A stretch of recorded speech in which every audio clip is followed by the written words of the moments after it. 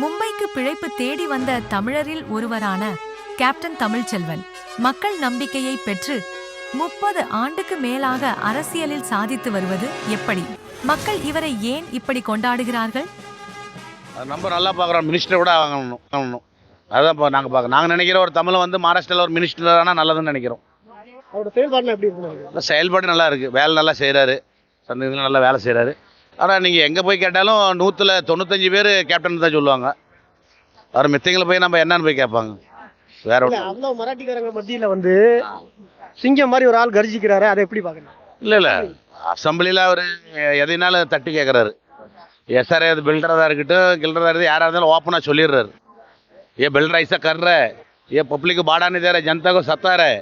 இப்போ வருது சுலைமான் கம்பவுண்டில் கூட ஒரு 10-50 வீடு வீடு எல்லாம் மரங்கரெல்லாம் வாங்கியெல்லாம் கட்டி கொடுத்து பப்ளிக் உட்கார வச்சுருக்காரு. வாடகை கொடுக்கல பில்டரு. இவர் தான் நம்ம இப்போ எங்கள் சொசைட்டி எவ்வளோ ப்ராப்ளமோ அவர் தான் ஃபுல் சப்போர்ட் பண்ணி சொசைட்டி அவர் நல்லா ஓட்டிகிட்டு இருக்கிறோம். ராஜீவ்காந்தி கோஆப்ரேட்டிவ் ஹவுசிங் சொசைட்டினா இந்த கேப்டனால தான் நாங்கள் அது அந்த அளவுக்கு கொண்டு வந்துட்டு இருக்கோம். இன்னைக்கு எல்லா எஸ்ஆர்ஏ பில்டிங் பாருங்க, எங்களுக்கு ராஜீவ்காந்தி தான் பாருங்க. எதுக்குனால அண்ணன் எப்போ எதுக்கு எந்த ஒரு உதவியும் கேட்டாலும் யாருக்குன்னு ஓடி போய் நிற்கக்கூடிய மனுஷன்.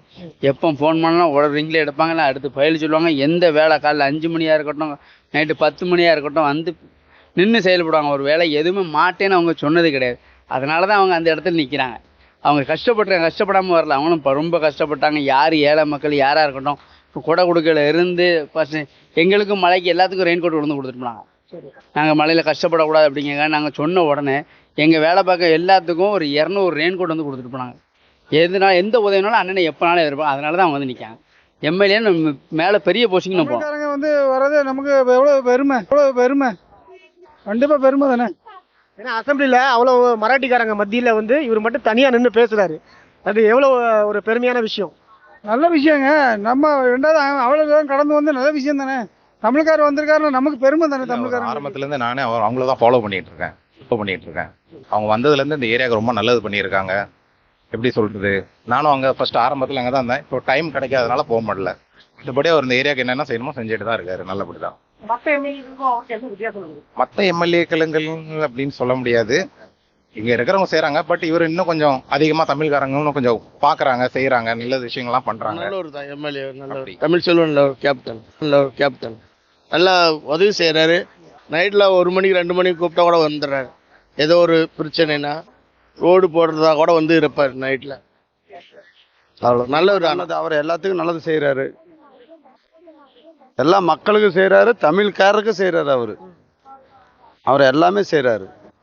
அவர் கிரேட் மேன். வேற யாரும் இந்த மாதிரி எம்எல்ஏ யாரும் செஞ்சதில்லை. நல்லது தாங்க இது. என்ன மாதிரி நல்லது? இதை நம்மளுக்கோசரம் ஏதோ பண்ட பிடிக்கிறதுக்கோசரம் வந்திருக்கிறாரு. அதான் நல்லதுன்னு சொல்கிறேன். நான் எல்லாத்தையும் நல்லது பண்ணுறாரு. எனி டைம் எப்போ உங்களை கூப்பிட்டாரோ அவர் உடனே வந்துடுறாரு. எந்த கவுன்சிலர், நகரசேவக், இந்த எம்எல்ஏ இருந்தாலும் என்ன வேலை இருந்தாலும் அதுக்கு மீறி என்ன வேலை இருந்தாலும் வந்து செய்வார் அவர். அதனால அவர் கண்டினியூ அவரே தான் இருக்காரு. எம்ஏ ஃபியூச்சர்ல அவர் தான் வருவாங்க. ஆமாம், இந்த வாரம் எம்எல்ஏ 3 தமிழ்காரங்க இருக்கிறாங்க. இல்லை, அவர் தான் வருவாங்க. தமிழ் நெஞ்சங்களுக்காக என்ன வேணாலும் பண்ணுவாங்க, எப்போ வேணாலும் பண்ணுவாங்க. அதாவது டைம்லாம் கிடையாது. நீங்கள் 1 மணியோ ராத்திரி, மத்தியானம் சொல்லல, மத்தியானமோ ராத்திரியோ பகலையோ எப்போதுமே வர்ற ஒரே ஆள் கேப்டன் அவர்கள். ஏன்னா என் அனுபவத்தை வச்சு சொல்கிறேன். நான் எதையுமே மிகப்படுத்தி ஒன்றும் பேசலை, என் அனுபவத்தில் சொல்கிறேன். நீங்கள் இதை யார் வேணாலும் கேட்கலாம். எனக்கு ஒரு சின்ன இன்சிடென்ட் ஆச்சு.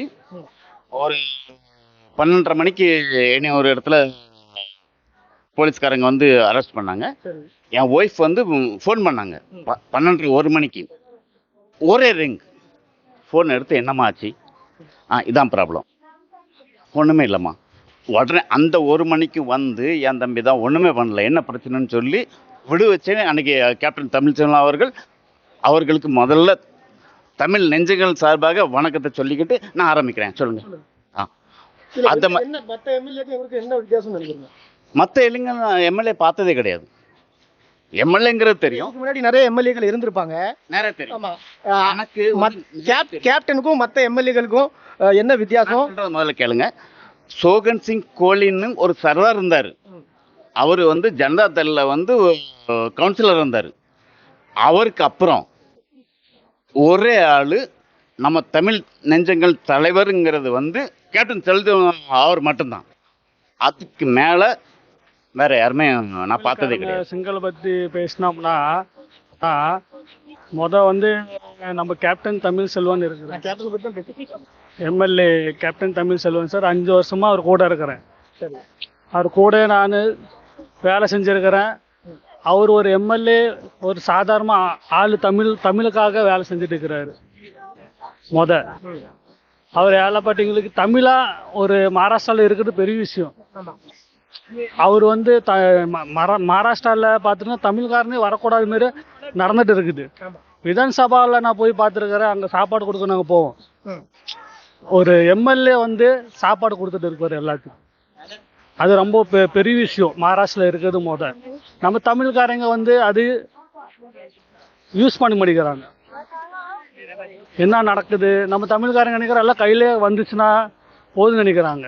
அது கூட வந்து என்ன நடக்குது அது நீங்கள் பார்த்தீங்கன்னா இப்போது முஸ்லீம்காரங்க பாருங்க, பிஜேபிக்குன்னு எல்லாமே கொடுத்துருக்குறாங்க. இப்போ பார்த்தீங்கன்னா 1500 ரூபாய்க்கு வந்திருக்குது. அது பார்த்தீங்கன்னா முஸ்லீம்காரங்க ஒரு நாள் ஃபுல்லாக இருந்து பண்ணிட்டு போகிறாங்க. அது தமிழ்காரங்க என்ன நினைக்கிறாங்க, சீக்கிரமாக அவனுக்கு போனானே உடனே ஆகணும், நிற்கக்கூடாது. நம்ம நின்னோம்னா என்ன இப்படி பண்ணுறாங்க.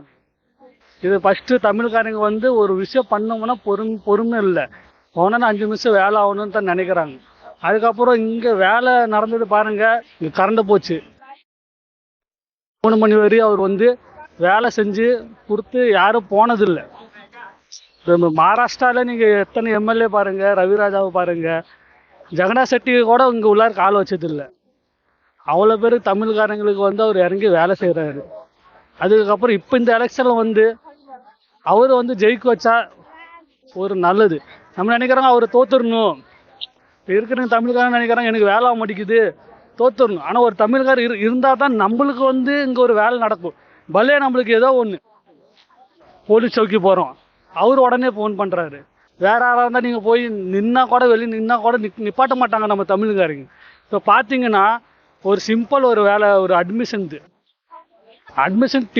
டிசி கொடுக்க மாட்டேங்கிறாங்க, அலைய வச்சுட்டே இருந்தாங்க. அது நீங்கள் எங்களுக்கு நேராகவே கேட்கலாம். இப்போ நான் சொன்னால் அரசியலில் இருக்கிறேன் நினைக்குவாங்க. இப்போ நீங்கள் எங்கள்கிட்ட கேளுங்க என்ன நடந்துச்சுன்னு கேட்டு பாருங்க. உடனே அங்கே வந்தாங்க, உடனே கார் எடுத்துகிட்டு போய் உடனே கொடுத்து எங்களுக்கு கிஃப்ட் வேறு தனியாக கொடுத்தாங்க அந்த பையனுக்கு. ஏன்னா இது யாரும் மகாராஷ்டிராக்காரன் எம்எல்ஏ யாரும் பண்ண முடியாது.